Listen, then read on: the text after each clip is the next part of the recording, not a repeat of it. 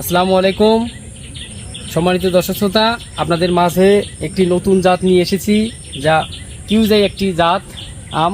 এখনও পর্যন্ত গাছে আম রয়েছে এবং আমগুলির ওজন ব্যাপক, খেতেও মিষ্টি এবং খুব সুস্বাদু একটি আম।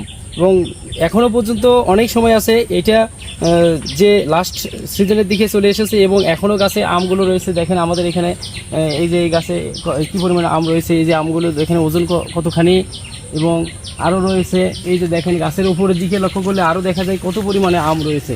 এই যে এখানে আমগুলো কত সুন্দর সুন্দর একটি জাতের আম, এবং এই যে দেখেন আমের কালারগুলো দেখেন খুব একদম সুন্দর, এবং এই আমগুলি খেতেও খুবই মিষ্টি এবং গাছে আমার অনেক পরিমাণে। এই যে পাখি দেখেন কাঁচা একটি আম, মানে মিষ্টির কারণে পাখি এমনি করে খায় ফেলে দিচ্ছে, যে তাকে কোনো বাধা আটকানো যাচ্ছে না যে এই কাঁচা আমগুলো কীভাবে কামড়ে কামড়ে খাচ্ছে। তো এখন আমাদের এই যে গাছগুলো আমরা বিক্রির উদ্দেশ্যে যেভাবে রোপণ করেছি, দেখেন ছোট ছোট গাছগুলো আমরা বিক্রির জন্য এইগুলো গাছগুলো ফলগুলো বাঁধিয়ে রেখেছি এবং এইগুলো আমরা গাড়িতে করে দিয়ে দেব। অনেক অর্ডারের মাধ্যমে দিয়েছি। এই যে দেখেন আমাদের এখানে কী পরি আম রয়েছে, এবং আমাদের বাগানে যে আমগুলো ছিল বিগত সময়ে আমরা অনেকগুলো গাছ বিক্রি করেছি। এখন যা আছে আপনারা নিতে পারবেন।